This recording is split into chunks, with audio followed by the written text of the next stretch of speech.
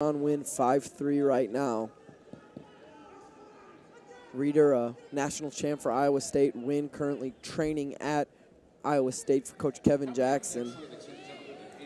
Chris Perry moving on to that semifinal. He'll take on Keith Gavin, who was victorious in the top quarterfinal over Richard Perry. That was an 11-1 technical fall for Keith Gavin. We're going to have the bottom, the number 2 seed in the challenge tournament, Ed Ruth. He's going to be in the blue. Phil Keddy in the red. And we'll have a real treat here. We get to see Ed the Truth Ruth, who everyone wants to see another matchup between him and Herbert like we got to see at the U.S. Open. And the best of 3 series with Gavin last year was fantastic, so we could see that in the finals here of the challenge tournament. These two have some interesting history. If you go back to the 2012 trials, Keddy really put it on Ed Ruth in freestyle in Iowa City. Last year at the Open, Ruth in on a single leg here, quick attack, and he's going to get the score here early. Ruth won a wild bout. It turned out to be something like 14-10. Ruth gave up about 4 or 5 step-out points.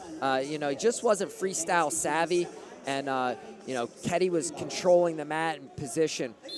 Ruth coming out and getting a takedown right away. That's going to play a big advantage.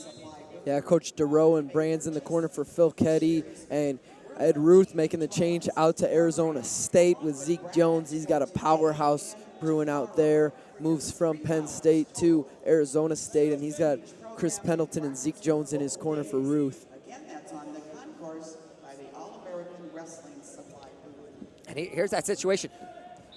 Here's the difference. Last year in Las Vegas, Ruth got backed up to the boundary line. He was getting pushed out, and actually he was stepping out, a terminology that scores. And this year he's able to reposition himself and actually take Keddy out for the 1-point step out. On mat 2, we'll go back to women's competition. Now Keddy kind of getting that underhook going, and Ed Ruth able to get out of that position, and it's crazy. You never know when Ed Ruth's going to fire, but when he does, he usually gets to that leg and gets through you and scores. He's got some unreal leg attacks that really no one else at this tournament really, you see stuff like Ed Ruth. And a lot of misdirection. Sometimes he doesn't look like the most explosive, but the misdirection, the change, really throws guys off. Yeah. And he gets there and converts often. And Ruth will get a score there for 2 confirmed on the edge. So that gives him the 5-point lead over Keddy about 2 minutes into this first period. And really, this match is telling me a lot about Ed Ruth's growth in freestyle. He's managing the mat. He's getting those takedowns and leading Phil Keddy 5-0 is really a change from some of their past bouts.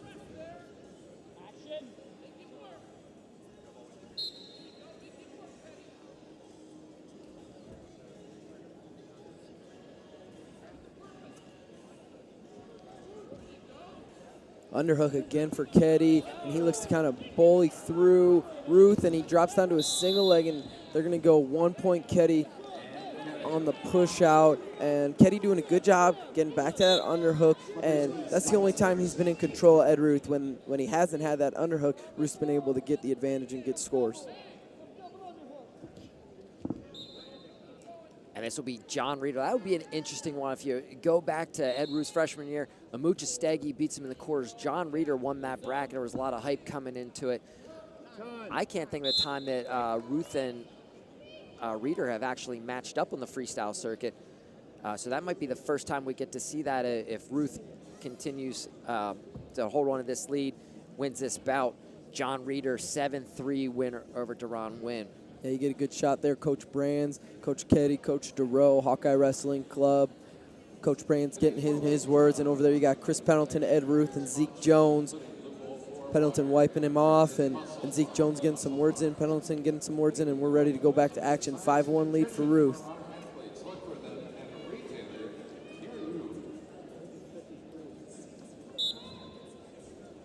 If you're following along on social media, look down the bottom right-hand corner of your screen. Hashtag WTT 2015 World Team Trials. Join in on the conversation. Let's get this trending.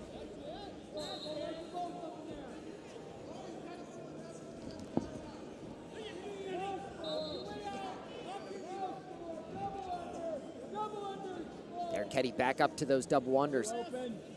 Look for him to take Ruth to the edge of the mat. Look for a score once he gets him to the edge. Ruth holding his position well. Now Keddy abandons the underhook. We're back to wrestling from the open. And Ruth again with that little high crotch attempt, and Keddy able to get the corner. Now Keddy gets through him. No points awarded yet, and now it looked like a knee touch there. Nothing yet. Wow, great job by Ed Ruth. And it's going to be interesting to see how they score this. And now Ruth comes back out on top. So let's see if they originally gave the 2 to Keddy for a turn, but no takedown. I believe that's how it's going to be scored. 2 for Keddy, 1 for Ruth on the reversal. 6-3 on the board. Knee didn't go down, so it wasn't a takedown, then an exposure. I mean, that was just as close as it gets if you're Ed Ruth, and now he's working for a lace, or if you're Phil Keddy, I mean, and a lace attempt for Ed Ruth, and he gets it. Real tight lace, and he gets another one, and that'll be 4 more, and he looks to get another one on the edge, and that'll be another 2 awarded to Ed Ruth. But wow, what a change of pace there. Too late, but you can't help but wonder, why not throw the Angry Bird out there, get the bird out there, see if it was the takedown and then the turn.